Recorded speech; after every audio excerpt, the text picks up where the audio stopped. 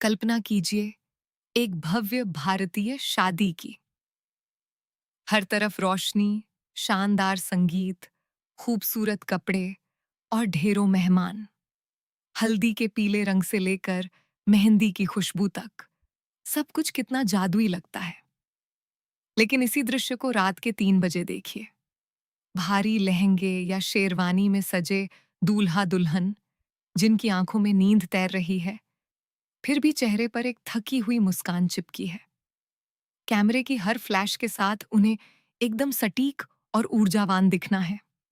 हम सब इस बात का जश्न मनाते हैं कि दो परिवार मिल रहे हैं, लेकिन क्या हम कभी ये सोचते हैं कि इन कई दिनों की लगातार भाग-दौड़, कम नींद और हर पल परफेक्ट दिखने की होड़ का हमारे शरीर पर क्या असर पड़ रहा है? यह एक ऐसा सवाल है जिसे हम अक्सर जश्न के शोर में अनसुना कर देते हैं। हम मानते हैं कि शादी है तो थकान तो होगी ही, लेकिन यह सिर्फ सामान्य शारीरिक थकान नहीं होती। आप सोचिए, महीनों की तैयारी, रात रात भर जागना, भारी और अनियमित भोजन, भावनाओं का उतार चढ़ाव और एक सामाजिक दबाव कि सब कुछ बिना किसी रुकावट के होना चाहिए। हमारा दिमाग भले ही यह समझता है कि यह खुशी का मौका है, लेकिन हमारे शरीर को अवसर का नाम नहीं पता होता। शरीर केवल संकेत पड़ता है, और जब उसे लगातार कई दिनों तक आराम नहीं मिलता, तो वह इस खुशी को भी एक गहरे तनाव के रूप में दर्ज करने लगता है। यही बात मुझे हमेशा हैरान करती है। हम तनाव को हमेशा किसी दुख, डर या ऑफिस की डेडलाइन से जोड़कर देखते हैं। खुशी के माहौल में तनाव कैसे हो सकता है? क्या शरीर सच में एक शादी के जश्न और किसी खतरे के बीच फर्क नहीं कर पाता? बिल्कुल सही कहा आपने। जैविक स्तर पर हमारा नर्वस सिस्टम यानी तंत्रिका तंत्र बहुत सीधा काम करता है।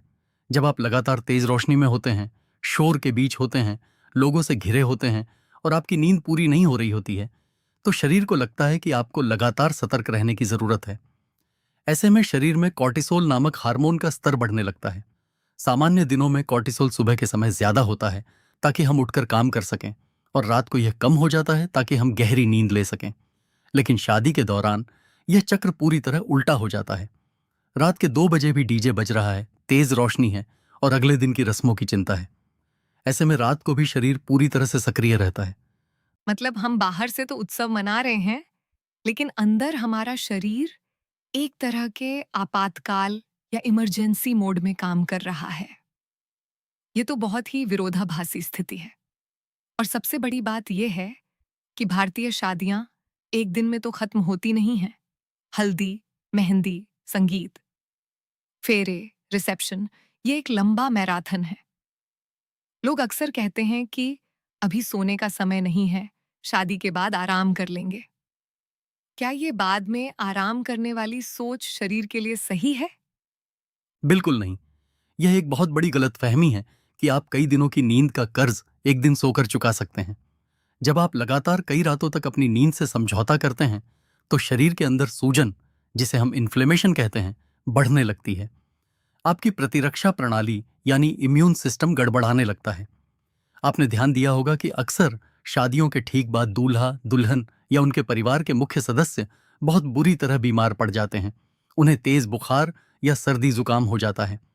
यह सिर्फ मौसम बदलने से नहीं होता, यह शरीर का वह तरीका है जिससे वह कहता है कि अब मेरी सहन शक्ति खत्म हो चुकी है, अब मुझे जबरदस्ती आराम चाहिए। ये तो हर घर की कहानी है। शादी खत्म होते ही पूरा घर जैसे अस्पताल बन जाता है। लेकिन मैं इस चर्चा को थोड़ा और गहराई में ले जाना चाहता हूँ। इन्फ्लेमेशन और थकान तो समझ में आती है, लेकिन क्या इस तरह के लगातार तनाव और नींद की कमी का हमारे शरीर के डीएनए या हमारी उम्र बढ़ने की प्रक्रिया पर भी कोई असर पड़ता है? मैंने कहीं पढ़ा था कि इसका संबंध हमारी कोशिकाओं की उम्र से भी होता है। यह विज्ञान का बहुत ही दिलचस्प और गहरा पहलू है। इसे समझने के लिए हमें अपनी कोशिकाओं के अंदर झांकना होगा। हमारे शरीर में जो डीएनए होता है, उसके सिरों पर छोटे छोटे सुरक्षा कवच होते हैं। इन्हें टेलोमियर कहा जाता है। आप इसे बिल्कुल जूते के फीते के सिरों पर लगे उस छोटे प्लास्टिक कवर की तरह समझ सकते हैं, जो फीते के धागों को खुलने या खराब होने से बचाता है। उसी तरह टेलोमियर हमारे डीएनए की रक्षा करते हैं। जैसे जैसे हमारी उम्र बढ़ती है, ये टेलोमियर स्वाभाविक रूप से छोटे होते जाते हैं। लेकिन आधुनिक विज्ञान हमें बताता है कि क्रोनिक स्ट्रेस यानी लंबे समय तक चलने वाला तनाव, नींद की भारी कमी और शरीर में सूजन इस टेलोमियर के छोटे होने की प्रक्रिया को बहुत तेज कर देते हैं। तो क्या इसका मतलब ये है कि एक भव्य शादी का आयोजन हमें जल्दी बूढ़ा कर रहा है? ये तो बहुत डराने वाली बात हो गई। इसे हमें बहुत ही संतुलित नजरिए से देखना होगा। विज्ञान के शब्दों का इस्तेमाल सावधानी से करना चाहिए। यह कहना वैज्ञानिक रूप से सही नहीं होगा कि सिर्फ एक हफ्ते की शादी आपको तुरंत बूढ़ा कर देगी। शरीर में वापसी करने की यानी रिकवरी की अद्भुत क्षमता होती है। लेकिन समस्या तब होती है जब यह तनाव सिर्फ शादी के उन 4 दिनों का नहीं होता। शादी की तैयारी महीनों पहले शुरू हो जाती है। वजन कम करने के लिए क्रैश डाइट, बजट की चिंता, हर चीज परफेक्ट होने का दबाव, और फिर शादी वाले हफ्ते में बिल्कुल भी आराम न मिलना। जब यह सब एक साथ जुड़ता है तो यह शरीर पर एक बहुत भारी जैविक बोझ डालता है। संदेश यह बिल्कुल नहीं है कि शादियां बुरी हैं। संदेश यह है कि जब हम खुशी मनाते हैं तो हमें अपने शरीर की कीमत पर वह खुशी नहीं मनानी चाहिए। क्या बात है? खुशी मनाइए, लेकिन शरीर की कीमत समझिए। ये बहुत ही जरूरी विचार है। मुझे लगता है कि आजकल एक और नया दबाव जुड़ गया है, और वह है सोशल मीडिया का दबाव। हर पल को इंस्टाग्राम के लिए परफेक्ट दिखना चाहिए। आप अंदर से टूट रहे हैं, आपके पैरों में दर्द है, लेकिन जैसे ही कोई कहता है स्माइल प्लीज, आपको एक कृत्रिम ऊर्जा लानी पड़ती है। ये जो लगातार अपनी सच्ची भावनाओं और थकान को छिपाने का प्रयास है, क्या ये भी एक तरह का तनाव है? यह बहुत ही गहरा मनोवैज्ञानिक और शारीरिक तनाव है। इसे सामाजिक प्रदर्शन का दबाव कह सकते हैं। जब आप लंबे समय तक अपने असली भावों को दबाकर एक झूठी ऊर्जा का प्रदर्शन करते हैं तो यह आपके दिमाग को बहुत थका देता है। इसका सीधा असर आपके हार्ट रेट वेरिएबिलिटी यानी एच कार्पोस्ट्रवी पर पड़ता है। HR पॉट्रवी यह मापता है कि आपका शरीर तनाव और आराम के बीच कितनी जल्दी खुद को ढाल सकता है। जब आप इस तरह के लगातार सामाजिक दबाव में होते हैं तो आपका HRV गिरने लगता है। इसका मतलब है कि आपका शरीर अब आराम की अवस्था में वापस जाने के लिए संघर्ष कर रहा है। वह लगातार एक खिंचाव महसूस कर रहा है। ये तो सच में सोचने वाली बात है। हम अक्सर बाहर की सजावट पर लाखों रुपए खर्च कर देते हैं, लेकिन शरीर के अंदर जो टूट फूट हो रही है उसकी तरफ हमारा ध्यान ही नहीं जाता। तो फिर समाधान क्या है? हम अपनी परंपराओं और उत्सवों को तो नहीं छोड़ सकते। भारतीय शादियां हमारी संस्कृति की पहचान है। हम कैसे एक ऐसा संतुलन बनाएं जहां उत्सव भी पूरा हो और शरीर भी इस तरह की प्रताड़ना से बच सके? समाधान परंपराओं को छोड़ने में नहीं, बल्कि उन्हें थोड़ा और मानवीय बनाने में है। आज के समय में हमें वेडिंग प्लानिंग के साथ साथ वेलनेस प्लानिंग की भी जरूरत है, और यहीं पर तकनीक और हमारी अपनी जागरूकता काम आती है। उदाहरण के लिए, ऑक्सीजन जैसी स्मार्ट रिंग या कोई भी स्वास्थ्य उपकरण आपको यह नहीं बताता कि आप शादी मत कीजिए। वह सिर्फ आपको आपके शरीर की भाषा का अनुवाद करके देता है। वह आपको बताता है कि बीती रात आपकी नींद कितनी बार टूटी, आपका तनाव का स्तर क्या है, और क्या आज आपके शरीर को रिकवरी की जरूरत है। जब आप इन आंकड़ों को देखते हैं तो आप बेहतर फैसले ले सकते हैं। यानी अगर मुझे पता है कि मेरा शरीर आज थका हुआ है, तो मैं शायद उस रात के कार्यक्रम के बाद दोस्तों के साथ आफ्टर पार्टी करने के बजाय सोने का विकल्प चुनूंगा। लेकिन क्या कुछ ऐसे व्यावहारिक कदम हैं जो दूल्हा दुल्हन और उनके परिवार वाले शादी के उन व्यस्त दिनों में उठा सकते हैं? बिल्कुल, कुछ बहुत ही छोटे लेकिन असरदार बदलाव किए जा सकते हैं। सबसे पहला और जरूरी काम है पानी पीना। भारी कपड़े, तेज रोशनी और लगातार बातचीत से शरीर में डिहाइड्रेशन होता है, जो तनाव को और बढ़ा देता है। दूसरा, हर कार्यक्रम के बीच में कम से कम 15 से 20 मिनट का एक शांत समय या साइलेंट जोन होना चाहिए। दूल्हा दुल्हन के लिए एक ऐसा कमरा हो जहां कोई कैमरा न हो, कोई रिश्तेदार न हो, और वे बस शांति से बैठ सकें। तीसरा, खाने का ध्यान रखना। हर वक्त भारी और तला भुना खाने के बजाय बीच बीच में हल्का और सुपाच्य भोजन लें। और सबसे महत्वपूर्ण बात, अपनी उम्मीदों को थोड़ा वास्तविक रखें। अगर कोई रस्म थोड़ी देर से शुरू होती है या कोई सजावट 19-20 रह जाती है तो उसे लेकर पैनिक न करें। ये जो आपने 15 मिनट के शांत समय की बात की, ये मुझे बहुत पसंद आई। ये ऐसा है जैसे किसी मशीन को लगातार चलाने के बाद थोड़ी देर के लिए बंद कर देना ताकि उसका इंजन ठंडा हो सके। कई बार लोग सिर्फ गहरी सांसें लेने से भी काफी राहत महसूस करते हैं, है ना?